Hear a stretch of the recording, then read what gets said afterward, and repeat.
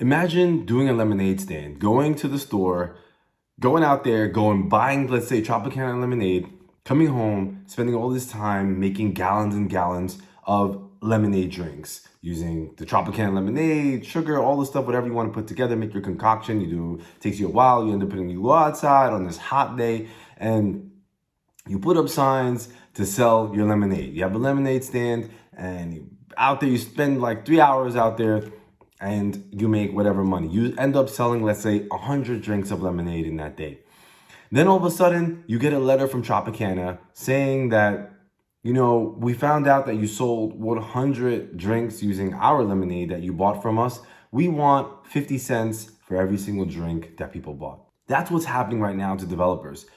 Unity is doing something like that to game developers. Game developers right now are outraged because they purchased Unity at a license fee, developed their game, and put it out there. Now, there's been a new notice that they're changing their pricing structure. And for all games out there using Unity, that now Unity wants the developer to pay for every single user who installs the game that they've created using Unity.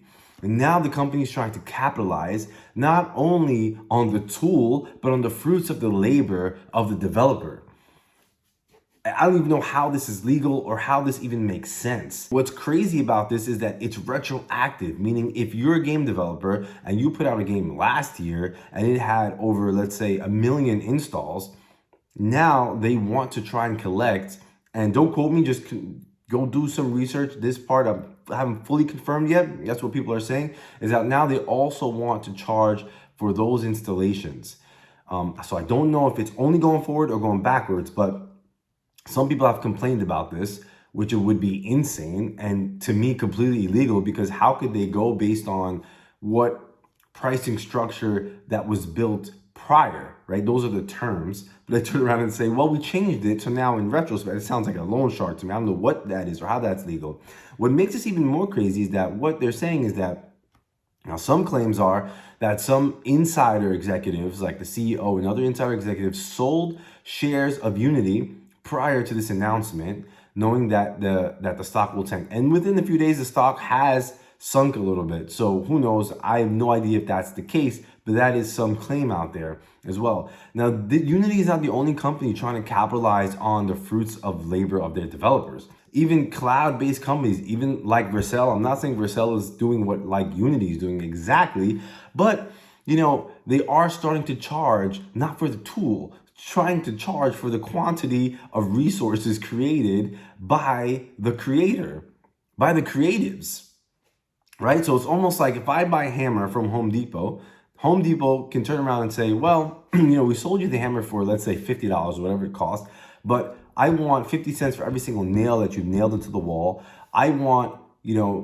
for every project that you use this hammer for, I want, 20% of what you made off of that project. Like, it makes, if you think of it like in a normal way, logically, it makes no sense that the creator, a company that creates the tool that you end up using, and then you go and transform using your resources, your skills, you create something transformative, some value, that now that company wants to eat off of your value because of their tool. And then where does this end? Because games are made using a ton of tools, right? So, where does this end? It's not just Unity. Software developers also create things not just with React, not just with Vercel. There's a ton of tools that you could end up, is the Mac could turn around and say, well, for every single thing every productive action or workflow that you do using a Mac, we want to earn 10% of whatever earnings you created. So, I could see why game developers are completely in an outrage on this. And also, it's really leading towards, a really bad situation for a lot of creatives. And my other concern is that it's possible that other companies follow suit. Companies like to see what other companies are doing, and other companies might turn around and say, oh, that's interesting, let's try that. And companies like Vercel, for example, are doing something similar in a way with software developers, where it's like, I could see when cloud-based companies use things and say, okay, we're going to charge you $10 for X amount of traffic. But if you get 50,000 users of traffic, we're going to charge you 20, right? And it goes up based on traffic. Now that can make sense and can be excusable because for more traffic, more resources, more server resources, more cacheable resources are needed for that. But they don't only do that. Vercel turns around and says, we're going to charge you $20 a month, and we're also going to charge whoever pushes to your code base $20 a month as well. So for every use, so they're charging not based on the tool or what the tool uses. They're charging you based on the fruits of your resources, right? Like if I have 200 developers, or let's just say 20 developers, and 20 developers are pushing code at $20 a month, $400 a month.